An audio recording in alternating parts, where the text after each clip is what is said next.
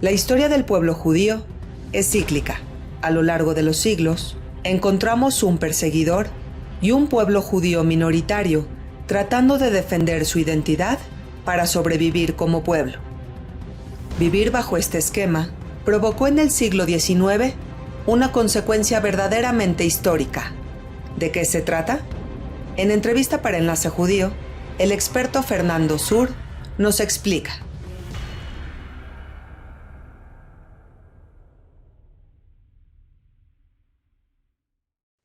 Hola Fernando, Fernando Zur, muchísimas gracias por conectarte para esta entrevista.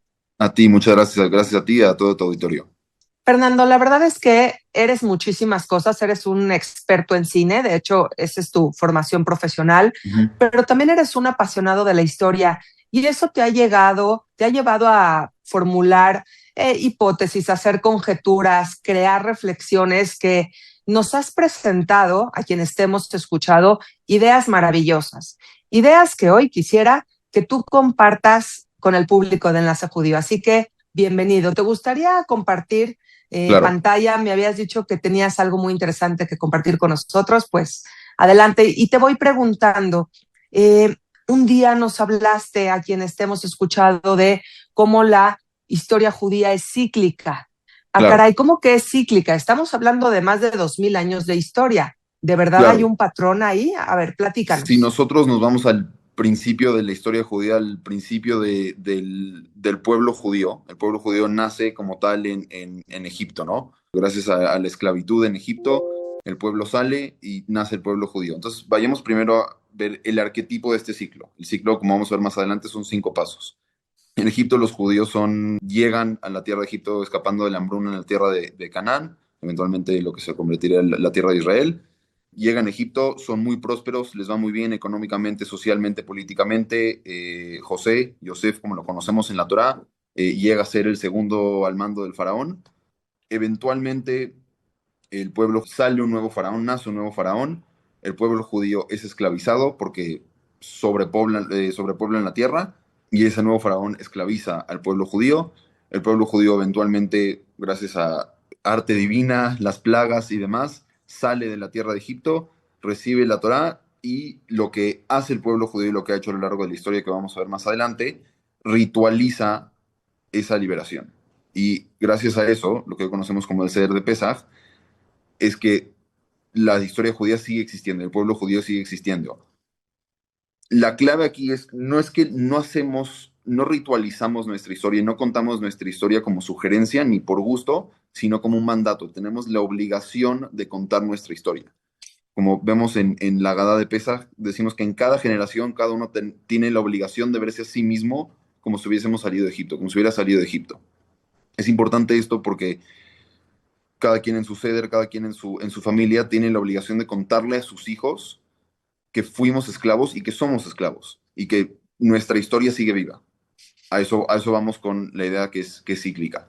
También decimos que no fue solo uno que se levantó contra nosotros para destruirnos, sino que en cada generación se levantan contra nosotros y eso, como bien sabemos, es más que cierto y cada vez lo vemos más y cada vez está más presente. Tú ahorita nos vas a mostrar cómo Ujú. esta historia de Egipto se repite con otros Exacto. personajes. Exactamente. Entonces, vamos a nombrar el patrón punto por punto. Como dijimos, uno, integración y asimilación, el pueblo se establece, prospera, contribuye y florece. Desde el ámbito económico, social, político, eventualmente surge una amenaza y una persecución, como lo vimos en Egipto, como más adelante lo vamos a ver en España, en Alemania, y como lo podemos analizar y ver con una perspectiva mucho más moderna. Surge una liberación.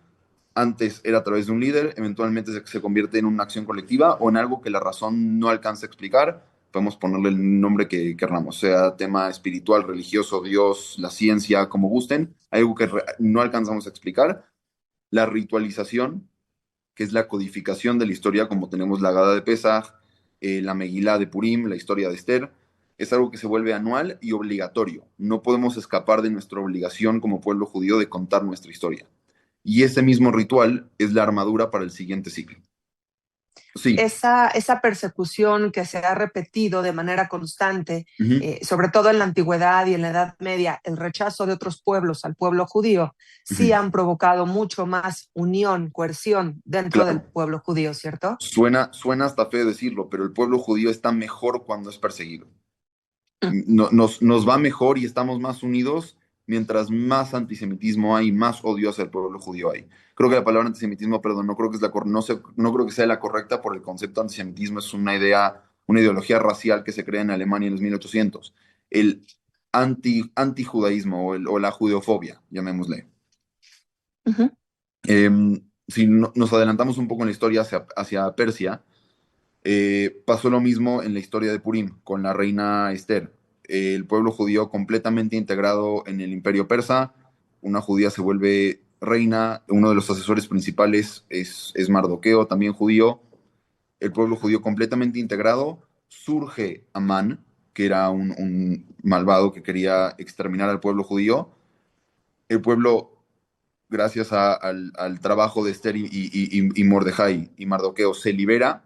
En parte de esa liberación es el desarrollo de la Megilá, que tenemos la obligación de cada año contar la historia. Y no solo de contar la historia, estamos somos tan descabellados y tan locos los judíos que tenemos la obligación no solo de contar la historia, sino de emborracharnos en el nombre de los que contaron la historia original. Si hay algo que sabemos hacer los judíos es reírnos de nuestra propia desgracia y tomar una desgracia y convertirlo en una fiesta. La gran mayoría de las fiestas judías vienen a partir de la liberación de una desgracia. El ejemplo más claro creo que es Purim, ¿no? El pueblo judío va a ser exterminado, sobrevive, contamos la historia, leemos la Megilá y nos emborrachamos. Creo que no hay mejor ejemplo de lo que es el pueblo judío que la fiesta de Purim. Y sabes, Fer, a ver, ¿qué Ujú, tenemos aquí? Yo sé que la fiesta de Purim hoy en día, pues tiene muchísima liturgia, los niños se ujú, disfrazan, etcétera, dulces, claro. para celebrar que el pueblo judío no fue exterminado, pero Ujú, vayamos a la parte seria de la fiesta, de la eventualidad. claro. El pueblo judío iba a ser exterminado Ujú, por un ministro llamado Amán, que era un ministro persa. claro. ¿Y de qué estamos hablando? Del siglo V antes de Ujú, Cristo, como tú lo mencionaste. claro. Entonces tenemos aquí un acto de judeofobia Ujú, bastante robusto, por llamarlo de exacto. algún modo. Exacto. Uh-huh. Y es un acto de judofobia que podrá ser, como mucha gente le llama, mitología bíblica, pero es algo muy relevante para hoy en día. Lo vimos en Alemania en el siglo XX, lo estamos viendo actualmente, donde el pueblo judío tiene que tomar la historia y esa amenaza de exterminio y convertirla en una ritualizarlo y convertirlo en una fiesta. Si avanzamos un poco más en la historia y llegamos a Judea en el siglo segundo antes de la era común, y llegamos a la historia de Hanukkah. Hanukkah, la historia de el imperio asirio, griego, que llega y toma la tierra de Judea. Y aquí la amenaza, a diferencia de la historia de Purim, no fue una orden, no fue un decreto de exterminio, sino que fue una oferta. El helenismo, la cultura griega, le ofrecía al pueblo judío pertenecer a una cultura, lo que hoy podríamos llamar una cultura occidental, una cultura física, más no espiritual, y una cultura civilizada. No fue una imposición, sino fue una seducción. Y la historia de Hanukkah nos cuenta que surge un grupo de judíos llamados los macabeos que expulsan a los helénicos, a los griegos, a los asirios, toman el templo, vuelven a tomar el templo judío y hoy en día eso lo conocemos como la historia de Hanukkah. Igual, tomamos ese decreto de exterminio o de asimilación y lo convertimos en un ritual, en una fiesta. Y ese mismo ritual es lo que nos lleva a la siguiente parte del ciclo. Lo que a mí me llama muchísimo la atención es que la fiesta que hoy más asociamos con la pelea contra la asimilación, hoy en día es de las fiestas más asimiladas que tenemos. Es la que compite en el calendario directamente con Navidad. Hanukkah cada vez más se parece a la Navidad. Y eso es algo que vamos a hablar y vamos a ver mucho más adelante. A mí me llama mucho la atención algo de los tres ciclos que ya nos mostraste. Ujú, A ver, durante la esclavitud en Egipto, ¿qué se le hizo al pueblo judío? Pues se le esclavizó. un Ujú. sufrimiento total y Ujú. luego no querían dejarlos escapar. Claro, Esa historia la tenemos en Éxodo. En el segundo caso tenemos un intento de exterminio por parte de Amán. Aquí hay otro intento de exterminio, Fer, pero de un modo distinto, porque claro. el lograr que alguien se asimile, deje, abandone su identidad, su religión y se una al hermoso e inmenso mundo heleno, es otra forma de exterminar al pueblo judío. Ujú. Exacto. Así que, pues la intención a lo largo de la historia siempre ha sido la misma. Sí, la intención siempre es la misma y mucha gente en ámbitos de repente un poco más religiosos dicen que la asimilación es una nueva forma de genocidio. El perder tu identidad judía, a fin de cuentas, es dejar morir el judaísmo. Claro, perdóname que haga esta comparación, no quiero Ujú. ofender a nadie, pero en Estados Unidos, por ejemplo, no hay un Adolfo Hitler, no hay cámaras de gas, pero se pierden miles de judíos cada Exacto, año. ¿Cómo? Simplemente con gente que se asimila. De exacto, acuerdo, es un genocidio silencioso. así es. Si avanzamos a España, a 1492, otra vez el pueblo judío completamente integrado a la sociedad. Para hacerles el cuento muy corto, surge el edicto de expulsión, el edicto de Granada, el pueblo judío es expulsado, 150.000 personas son expulsadas en 4 meses, y aquí la historia hace algo bastante curioso. Aquí no hay un líder principal, no hay un grupo de soldados como eran los macabeos, no hay un Mordejai, no hay un Esther, no hay un Moisés, pero el pueblo judío toma su historia y se la lleva de manera física. Se llevan las llaves de sus casas que tenían en Sevilla, en Toledo, en Granada, y se las llevan a Estambul, a Marruecos, a Ámsterdam, no porque esa llave abra alguna puerta, sino porque esa llave cuenta una historia. Y si algo nos ha enseñado el pueblo judío es que la historia viaja. El pueblo judío es un pueblo que ha sobrevivido en cualquier parte del mundo. Y no por, no necesariamente por tener un ritual codificado, que sí lo tenemos, sino que a veces convertimos los objetos en narrativa. Podemos tomar la menorá que prendemos en Hanukkah y que esa menorá se pase de generación en generación para contar esa misma historia que sucedió hace tantos siglos.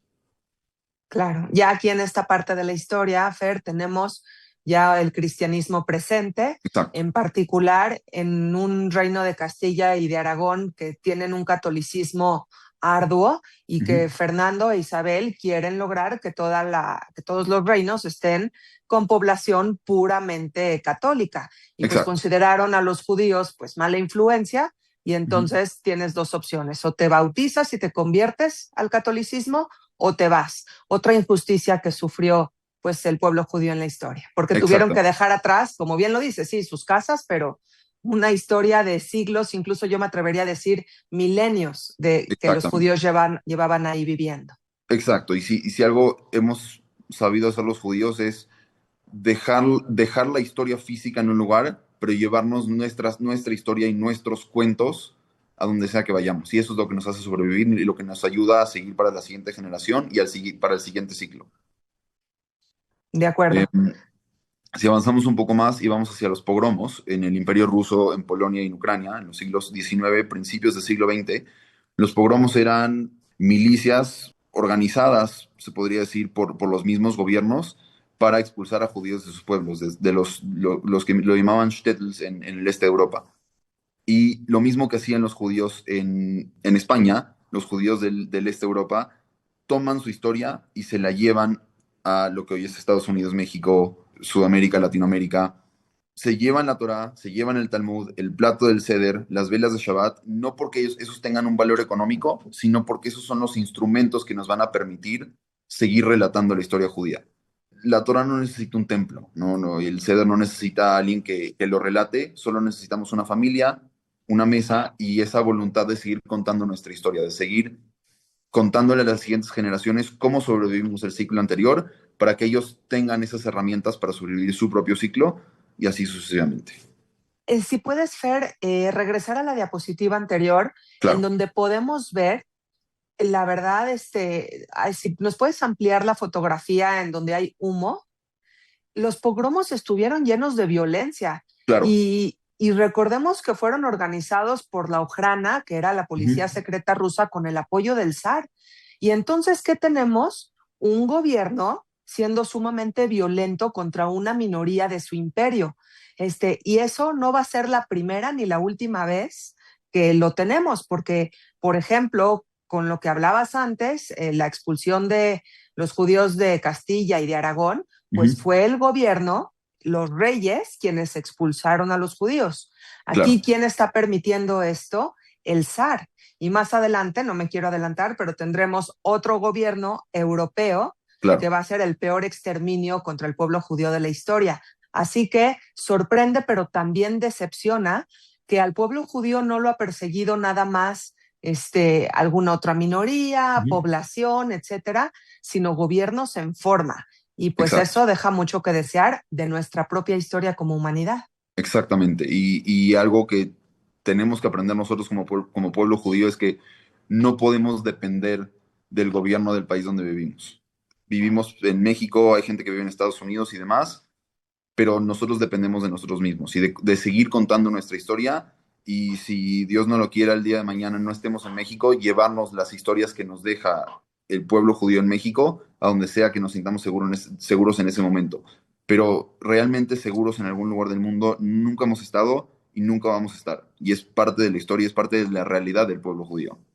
Muy fuerte lo que dices y Sí, ojalá que nos estemos equivocando y que cada vez exactamente. estemos más seguros porque estamos en sociedades cada vez más civilizadas, quiero pensar así. Me encantaría pensar eso.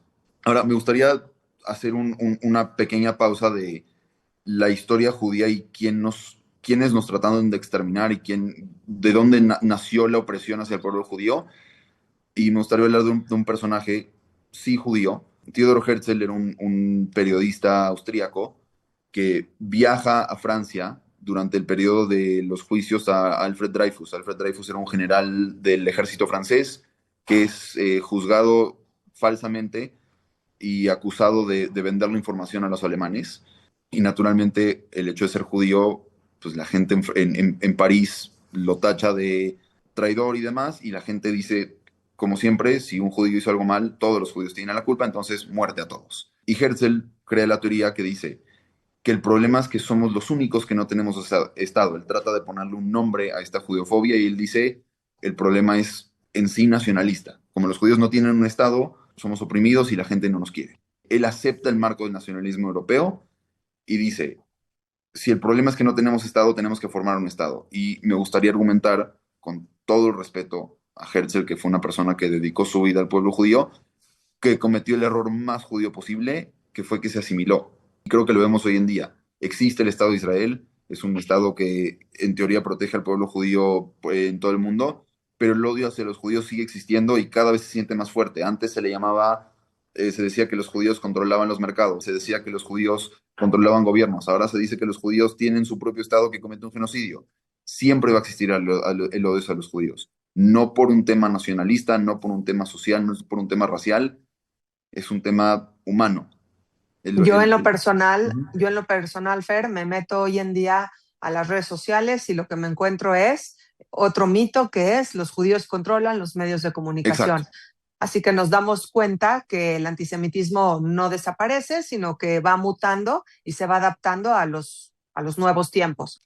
Fer, entonces déjame terminar con esta pregunta. ujú. No sé si yo llegué a la conclusión correcta o si hay alguna conclusión correcta aquí. Yo lo que veo es un hilo conductor que gracias por llevarnos por este viaje de la historia, en donde tenemos el antisemitismo una y otra vez transformándose, manifestándose en diferentes acontecimientos de la historia, que Ujú. por supuesto hoy los recordamos y los conmemoramos cada uno de ellos, pero entonces, como conclusión, a un Teodoro Herzl que dice, el pueblo judío ha sido perseguido a lo largo de la historia y necesita un pedazo de tierra en donde Claro. vivir. Quizás si no hubiéramos tenido entonces esa judiofobia, Fer, a lo largo de la historia, nunca hubiera surgido la necesidad de un pueblo judío, ¿cierto? Correcto, creo que un Estado judío nace por necesidad y lo que decíamos al principio, creo que lo mejor que le puede pasar al pueblo judío, y otra vez suena espantoso, es que exista esa judeofobia y ese antisemitismo. Gracias a eso, tenemos que a veces ver hacia afuera para darnos cuenta de lo que tenemos, ¿no? Si vemos la cantidad de odio que hay hacia el pueblo judío, eso nos obliga a unirnos más y estar más, pues más juntos y ver por el bien del otro, o sea, ver por el bien del pueblo judío en general. Creo que el Estado judío, el Estado de Israel, nace por una necesidad y como bien dice, si no hubiera existido esa necesidad, de repente hoy no tendríamos un Estado judío. Claro, y además esto no es un factor exclusivo del pueblo Ujú. judío. Si tú, por Exacto. ejemplo, atacas a la comunidad de color en un país o a Ujú. la comunidad gay o a cualquier otra minoría, es más, a las mujeres, Ujú. tantos feminicidios que han existido Exacto. en México, etcétera, pues eso nos lleva a unirnos como mujeres, hacer una marcha. Ahora ya hay un Día de la Mujer, defender nuestros derechos, programas de televisión y instituciones y organizaciones que se ponen pilas con este tema. ¿Por qué? Por ese sufrimiento y ataque que hay Exactamente. hacia la población. Así que lo vemos con muchísimas minorías. Fer, nos quedamos cortos y queremos más. Gracias. Así Muchas que me prometes que en unas semanas te Ujú. vuelvo a buscar y Claro que vemos sí. esta segunda parte, porque hay una segunda parte. Sí, definitivamente. Me gustaría solo acabar con una pequeña reflexión de justo lo que acabas de decir. Y es algo que le enseño a mis alumnos. Tengo la suerte de dar una clase de historia del Holocausto en una escuela, y es algo que les digo siempre. Como judíos tenemos la obligación de entender que no tenemos un monopolio del sufrimiento. No somos los únicos que hemos sufrido y tenemos que ser empáticos con otras minorías y otras poblaciones que han sufrido y están sufriendo. Y creo que eso, como judíos, es lo más importante para entender. Claro, por supuesto, me Ujú. encanta. Y además tomar ese sufrimiento, Ujú. canalizarlo de manera positiva Exacto. y listo, para crear y producir, no para Sí, vivir en la victimez. Gracias, Fernando. definitivamente. Gracias, muchas gracias. Muchísimas gracias por tu tiempo, por enseñarnos y hacernos Ujú. reflexionar esto que quizá nunca lo habíamos hecho y nos vemos próximamente. Nos vemos. Gracias. Hasta la próxima.